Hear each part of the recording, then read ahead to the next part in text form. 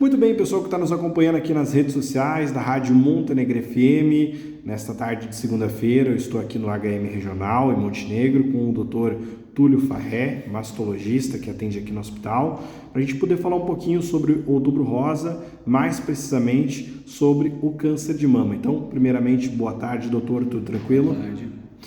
Doutor Túlio, começando então, gostaria de entender um pouquinho o que é o câncer de mama. Muito se fala, mas às vezes a gente não sabe, precisar o que é o câncer de mama e como é que ele ocorre. Muito bem, então, de forma geral, assim, para a gente entender a ocorrência do câncer no corpo, enfim, não só o câncer de mama, mas, enfim, é um crescimento desordenado das células de determinado órgão, no caso a gente está falando aqui da mama, onde o corpo não consegue identificar e fazer com que cesse esse crescimento desordenado. Então ocorre a formação de um nódulo que evolui para um tumor e com o potencial de ser disseminado para outras partes do corpo, para outros órgãos, outros sistemas do nosso corpo. Então, é um crescimento desordenado das células que o corpo não consegue identificar e não consegue interromper este processo, evoluindo então para o câncer. E muito se fala do câncer de mama em mulheres, mas é possível os homens também desenvolverem o câncer de mama, né? Sim, é uma forma muito rara, então menos de 1% dos cânceres de mama, eles ocorrem em homens, então por isso, inclusive, a gente não preconiza esse rastreamento com exames de imagem para o público masculino, mas é uma doença que pode também, ainda que raro, acontecer nos homens também. Bom, e como a gente trata no Outubro Rosa sempre a prevenção, né? Existe algum método, algum meio de prevenir o câncer de mama? Então, é importante sempre a gente falar nos dois tipos de prevenção. A gente fala em prevenção primária e prevenção secundária. A prevenção primária seria evitar ou diminuir a probabilidade dessa doença vir a ocorrer, que são hábitos de vida saudáveis, uma alimentação correta, praticar atividade física, não consumir excessivamente o álcool, medidas que, de forma geral, melhoram a nossa saúde, elas ajudam a prevenir doenças de forma geral e também ajudam a prevenir a ocorrência do câncer de mama. Então, falando em prevenção primária, seria basicamente esses fatores. E aí a gente precisa falar, talvez na questão mais importante em relação ao Outubro Rosa, que seria a realização da mamografia anual a partir dos 40 anos. Então, prevenção secundária é fazer o diagnóstico no momento onde a gente pode curar a doença. Então, seria o diagnóstico precoce. A maneira desse diagnóstico ocorrer precocemente ainda é a mamografia realizada anualmente a partir dos 40 anos, juntamente com a visita ao seu ginecologista, ao seu mastologista, para que também possa ser examinadas as mamas e eventualmente detectar alguma alteração ainda na sua forma mais precoce, para que a gente possa tratar e, na maioria dos casos, curar as pacientes quando esse diagnóstico é feito precocemente. Muito se fala também no Outubro Rosa a respeito do autoexame, né? Como é que ele funciona e qual a precisão desse autoexame? Bom, é importante também a gente falar sobre essa questão do autoexame, que ao longo das décadas veio modificando o seu papel na prevenção da doença, né? A gente continua preconizando a realização do autoexame. Ele é importante para que a mulher possa ter um autoconhecimento adequado, né? Que ela possa conhecer o próprio corpo e detectar uma alteração, uma vez que isto saia da normalidade. Uma vez que ela conhece o próprio corpo, ela vai conseguir detectar uma alteração e dessa forma buscar uma elucidação em relação a essa alteração que ela percebeu. No entanto, o autoexame da mama, ele identifica nódulos e alterações num momento já mais avançado da doença, onde nós gostaríamos de chegar antes. Quando a mulher mesmo é capaz de detectar um nódulo na própria mama, é porque a gente já está chegando atrasado. Então, a mamografia tem exatamente esta intenção de fazer um diagnóstico no momento onde nem a paciente, nem mesmo o médico, através do exame físico, consiga detectar essa alteração, que isso vai aparecer somente no exame de imagem. Então, permitindo que a gente através de uma intervenção, realize um tratamento precoce e permitir que essa paciente, em mais de 90% dos casos, 90 a 95% dos casos de diagnóstico precoce, que ela possa sair curada então, da doença. E doutor Túlio, a recomendação da mamografia anual após os 40 anos também é relacionada ao índice de casos? Sim, a lei, o Ministério da Saúde fala em uma mamografia bianual a partir dos 50 anos. Então, a Sociedade Brasileira de Mastologia ela não concorda com essa preconização de exame bianual e a partir dos 50 anos, considerado uma intervenção já tardia para esse diagnóstico. Em especial, em relação à nossa região, a região sul do país, é uma região onde o câncer incide mais sobre as mulheres e incide mais em idades mais precoces. Então, por isso da gente continuar preconizando o exame a partir dos 40 anos e de forma anual. Apesar do Ministério da Saúde ter essa outra diretriz, a Sociedade Brasileira de Mastologia ela vai nesta outra direção, onde fala no exame a ser realizado anualmente a partir dos 40 anos. Bom, e o senhor citou essa questão do Rio Grande do Sul acabar se destacando negativamente, porque é uma questão de detecção de câncer, né? Tem algum fator assim que já foi estudado, algo que motive isso? Existem alguns fatores algumas hipóteses, né? Não existe uma confirmação, até porque é muito difícil sempre a gente fazer uma confirmação em relação a uma questão tão abrangente assim, mas existem algumas hipóteses em relação à questão alimentar, fala-se em consumo maior nosso de carne vermelha, mas isso são hipóteses, né? É difícil a gente afirmar isso. Toda uma questão ambiental que se modifica, né, de uma região para outra pode interferir na ocorrência de uma doença. Então, é difícil a gente ter exatamente o motivo da ocorrência da doença dessa forma, mas o dado concreto em relação a isso estar acontecendo de forma diferente na nossa região, ele existe. As causas ainda existe muito a ser estudado ainda em relação à causa exata da doença ocorrer de forma diferente na nossa região.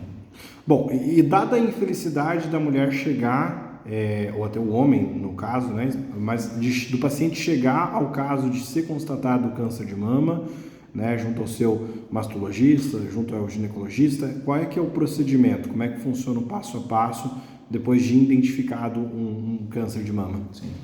Primeiramente, a paciente vai ter esse diagnóstico através de uma biópsia, né? Isso vai se confirmar. Diante da confirmação do diagnóstico, essa paciente vai passar por exames de estadiamento.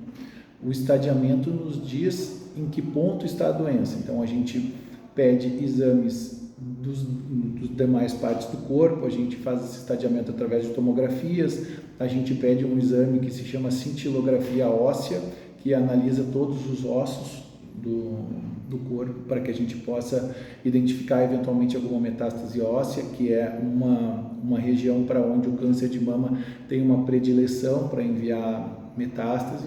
Então, depois deste estadiamento, é definido o primeiro passo do tratamento.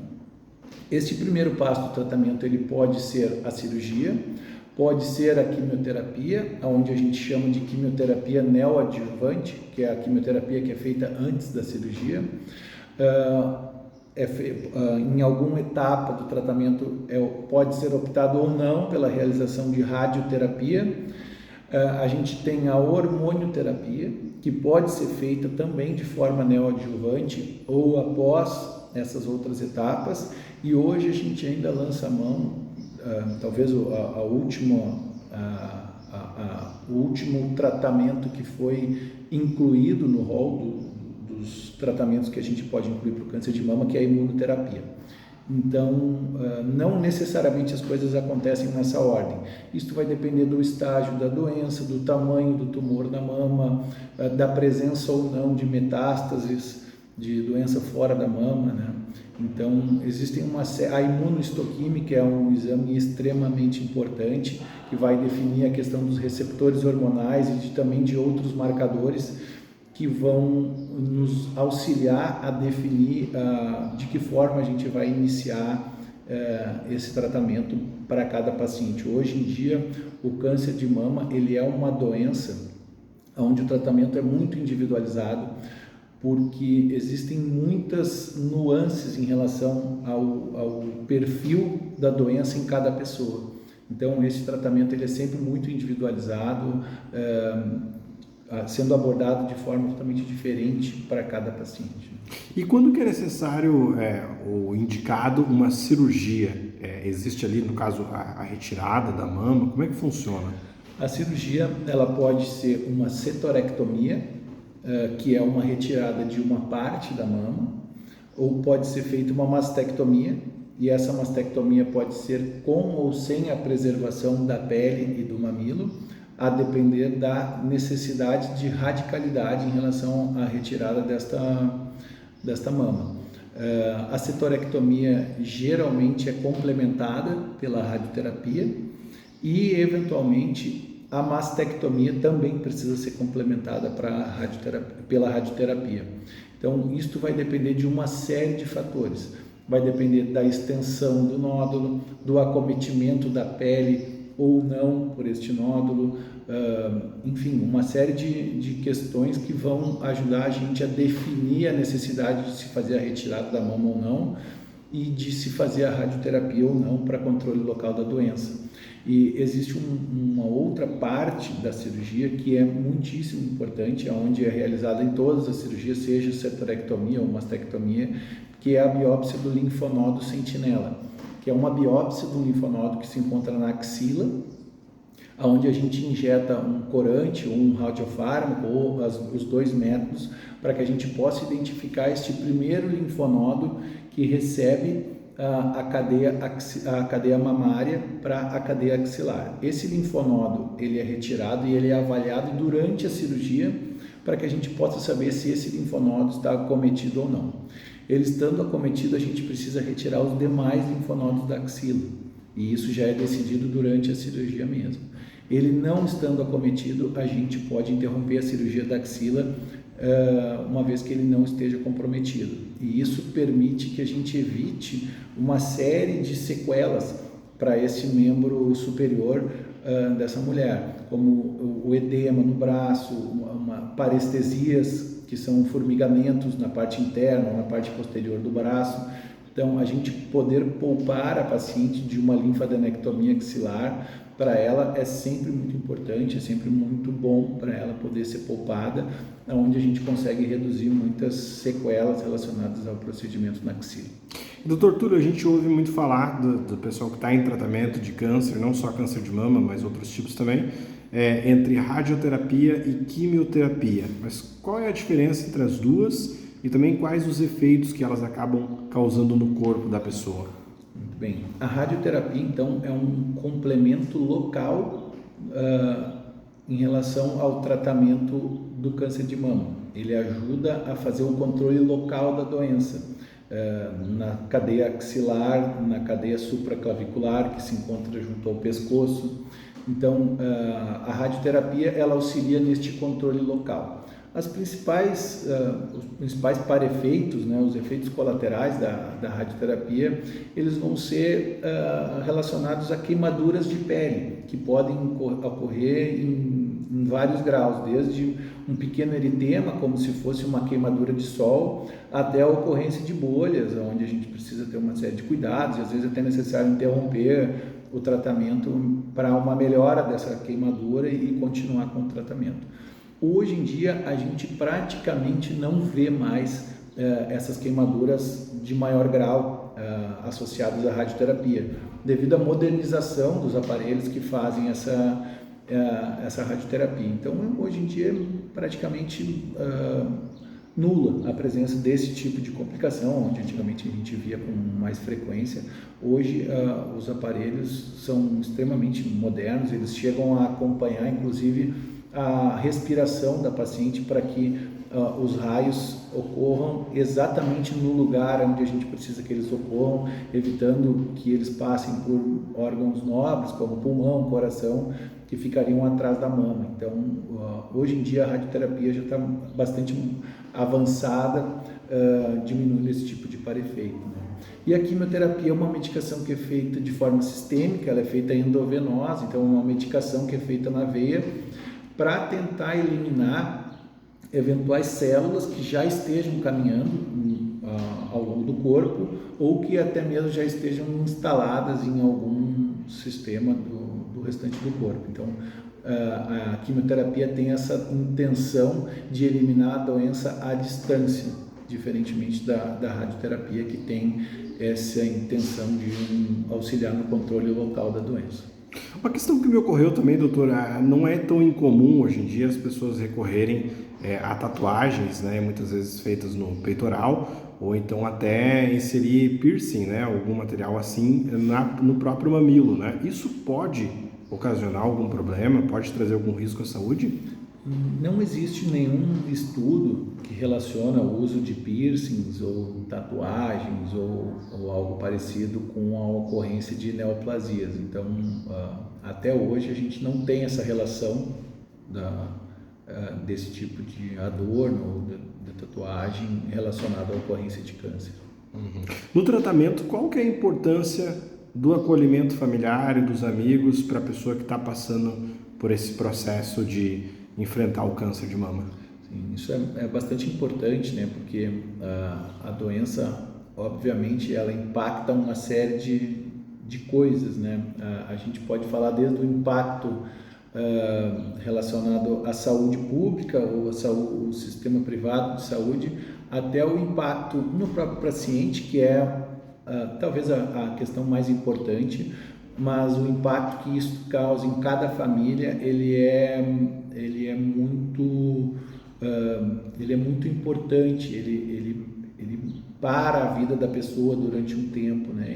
E não tem como isso acontecer de forma diferente no restante da família, onde acaba se envolvendo, tendo que prestar esse apoio nesse momento que é fundamental.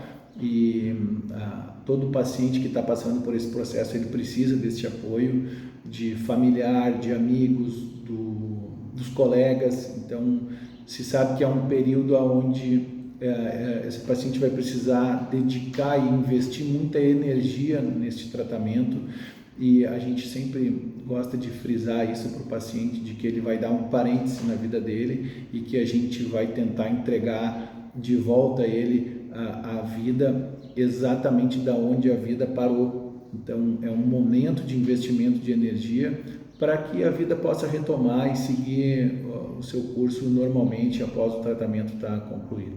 Pois é, e nesse momento, né, de tratamento, o que vocês como médicos recomendam? Claro que cada caso pode ter as suas individualidades, mas o que são recomendações gerais no sentido de passeios, até mesmo no sentido de trabalho? Quais são as recomendações médicas nesse momento de tratamento? Sim, essas questões elas são sempre muito individuais, até porque a reação do paciente ao tratamento, ela também é muito individual. Alguns pacientes passam por todos os ciclos de quimioterapia com mínimos sintomas, talvez algum enjoo, alguma fraqueza, e muitos continuam inclusive trabalhando durante o tratamento, deixam de ir no dia que estão aplicando a quimioterapia, um dia ou dois, depois retomam o seu tratamento, a sua vida normalmente.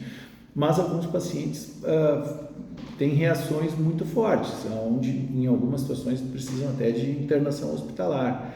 E então esta questão é muito individual e vai depender totalmente da reação de cada paciente.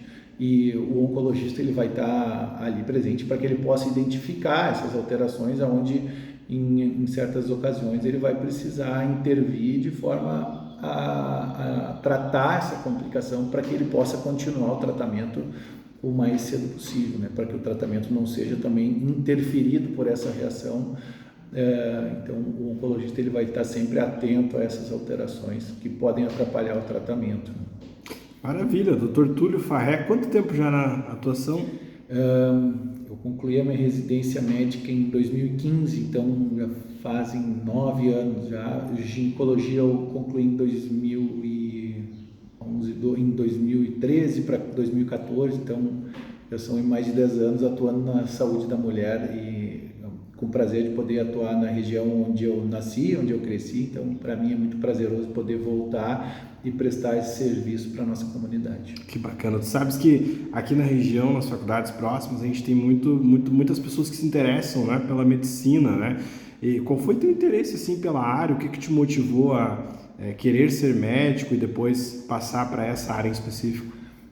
Essa pergunta ela acaba sempre acontecendo para mim porque, enfim, o meu pai atua como médico aqui na cidade há quase 50 anos e a gente não tem como não mencionar que esse tipo de situação influencia a gente desde que a gente nasce, a gente vivencia isso e de forma direta ou indireta isso não tem como não influenciar nas decisões da gente, nos passos que a gente vai dar em direção à carreira profissional da gente. Então isso sem dúvida passa pela nossa decisão na hora de decidir a vida profissional. Que bacana, obrigado pela entrevista. Quero deixar esse minutinho final para você deixar um recado especial para as mulheres que vão estar assistindo esse vídeo, principalmente as mulheres, né, que tiverem acima de 40 anos.